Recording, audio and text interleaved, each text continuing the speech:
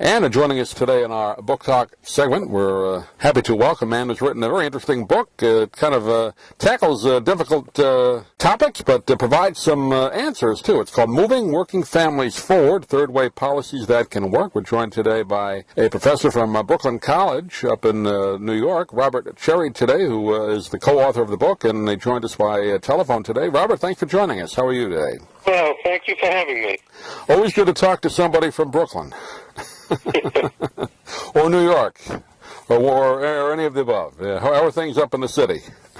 Good. The weather's been good, and can't complain. You're really kind of in the laboratory of a political hotbed, and I guess a lot of these, the ideas you put forward in the book, you're kind of in the middle of it up there. I know every city has these problems, but New York is kind of leads the way, I suppose, right?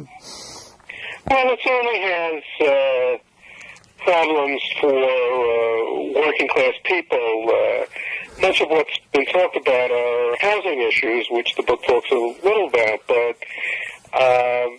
the real issue was the kind of earnings they have, and particularly what happens to young working-class men and women. You're a professor of economics, I should have mentioned that at the top, and obviously economics, everybody has their own personal economics, and you talk a lot in the book, like you said, about housing and other issues. First of all, what kind of gave you the motivation at this point to write the book? Well, what has really been a source of concern has been the splitting of the country into the top 25% professionals, like myself, who have pretty decent lives, and their children, my children, have pretty decent lives. But then you have this lower tier of 30% that not only have been left behind, but their lives have become very complicated, very problematic, not stable jobs, not stable relationships. And so I really wanted to look more closely at this lower 30%, which is really working people who don't have a 4-year college degree and don't have a lot of money, and increasingly don't have disorganized families. So that's really an important thrust in the book. Would you say it's worse today than maybe 25, 30 years ago, or we just hear more about it, or it is worse, you think? Yeah. It's worse. I mean, what often people look at is the decline in manufacturing. Because for working class families, for many of them, manufacturing was an entry-level position with a modest amount of overtime. You could leave a middle-class standard of living. And with sort of the collapse of traditional manufacturing, there's a whole class of people that have been left behind. Yeah, I think we've just seen a great example of that up in Detroit. I know there's other issues too, but obviously that was the place with car factories for so many years, and that's pretty much all gone, right? Yeah, and the kind of manufacturing that's being developed, and there's actually been an expansion of manufacturing in the last 3-5 years, is substantial, but it's not brute labor. People need technical programs. I know in Florida they're pretty positive about the career and technical education programs, but that's uneven around the country, and particularly in urban areas. There's too much of an emphasis on everyone getting a 4-year degree, which people don't get. And it's particularly true of young black men. 50% of them don't graduate high school. Maybe at most a quarter of those who graduate high school get 4-year degrees. I mean, they're really being left behind. And career and technical training programs are important. And also the issue about marriage. Raising kids in a single family environment, a single-parent environment, is just risky. It's not the fault of the women who have these kids because, with the collapse of jobs, many of the men that they associate with just don't have stable situations. So, but the bottom line is that kind of a milieu, we think of it much as a black milieu, but it's increasingly white, is just a formula for disaster in lots of cases. And so we have to really do something about family formation issues, as well as career and technical training. Yeah, you talk a lot about in the book about the family and like you said, education, and I guess also the last election we had, there's a lot of debate on what the government should do or shouldn't do, and you kind of provide some down the middle solutions, which are a combination of private and public sector assistance, if I can use that word. Is that accurate? Yes, it understands that there should be certain personal responsibility involved, but the government shouldn't give money no strings attached, but that if you correctly develop technical training programs, they can be very successful. And in terms of marriage issues, one of the problems is the government really penalizes single women with children if they get married.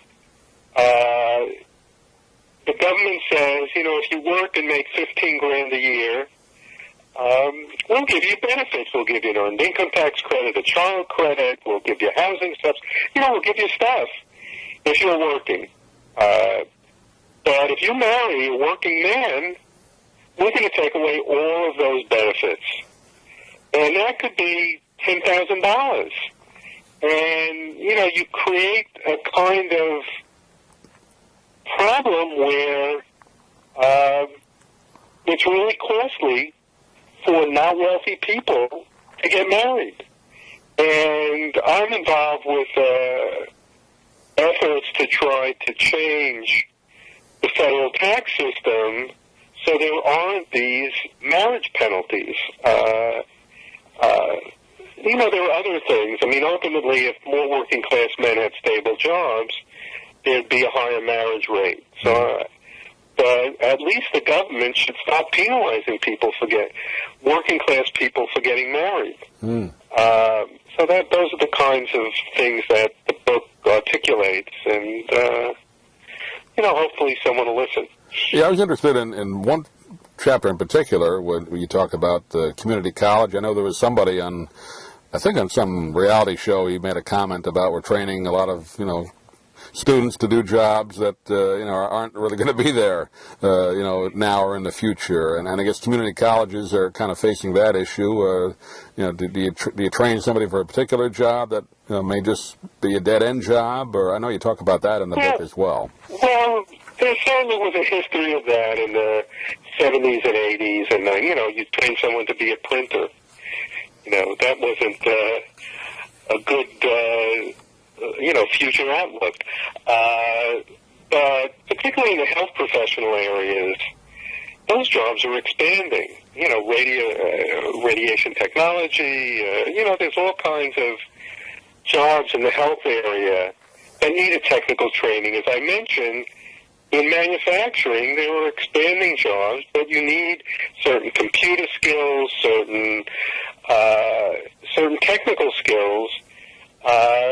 But those jobs are not only there, they pay a lot of money. And they're much better than someone just coming out of college with, a general sociology degree or some of the general liberal arts degrees.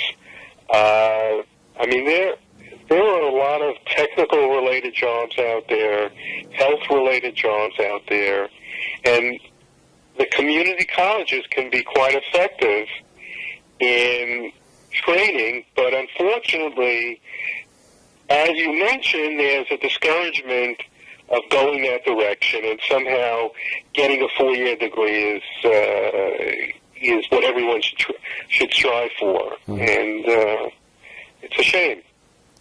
Are you optimistic, Professor? I mean, we just came, like I said, came through a political season now, and you got both sides kind of fighting to go their way. In the educational area, the Obama administration, I think, has begun to see that these career and technical tracks are really important to develop. And when he goes around the country, he talks about it, but mostly in rural areas, not in the larger urban areas. And that's somewhat of a shortcoming. But the bottom line is, he's willing to put a significant amount of additional money into these occupational training programs, both at the high school level and at the college level. In terms of family formation issues, I think there's an ambivalence among liberals to promote the idea of marriage. Mm-hmm. And until that changes, I don't think there'll be effective policies to change, attitudes and the economics of marriage. And so I think we'll continue to have an increasing number of children born to women who are not married and don't get married. And I think that's long-term a problem.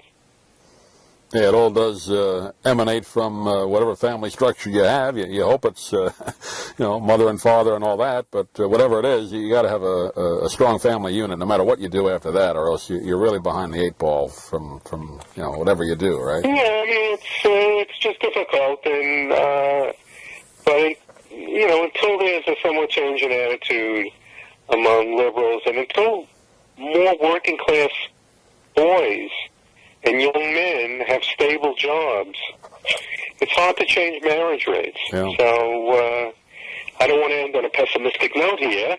But, no, reading your book, it is it's a hopeful, and I think it's optimistic the way you kind of lay it out. Yes, I like to be optimistic because the alternative is just to grumble and just right. And there's no upside to that. So I think particularly if the job situation changes for working class men, there'll be progressive movement in this country. But we'll see. We'll see. I mean, there are housing issues that are talked about in the book and immigration issues that, immigration is now a bit on the back burner.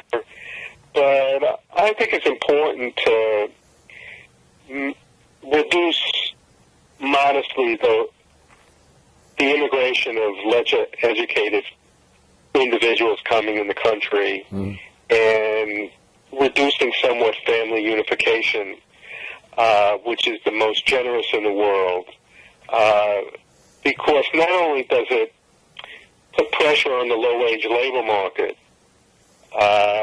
for native workers, but it creates the need for many more social services than the country is willing to pay for. So, I mean, we just shouldn't have as much low-wage and low-educated immigration as we do have. And some of the immigration bill, the long-term, forgetting about, what we're doing about the undocumented who are in the country. But the immigration bill does speak to this in helpful ways. And so I think that'll be, we'll see what unfolds in the next year. Maybe nothing on immigration, but, that's a concern. Sure. Well, the name of the book is called Moving Working Families Forward, Third Way Policies That Can Work. We've been talking with Professor Robert Cherry today from Brooklyn College, part of City University of New York. And Professor, give out a website. People can get a hold of this book. Well, the easiest, my website is a long website. The easiest, you go to Amazon.com. I don't know if I should give them a plug. Sure. But you go to Amazon.com, you click on either my name or Moving Working Families Forward, and find us Christmas gifts for your family. And it's spelled Cherry, just like the berry, Cherry. So type it right in there. Professor, it's been a pleasure to talk to you for a couple of minutes. I know we just kind of barely scratched the surface, but I hope our audience got a good taste of what's in the book. And again, you provide, it's not one side or the other. You right down the middle, and I think you provide some good solutions. Hopefully the politicians will listen, too. Well, we can pray for that. Thanks again for having me and your audience. Great. Thank you, Professor. We'll talk to you soon.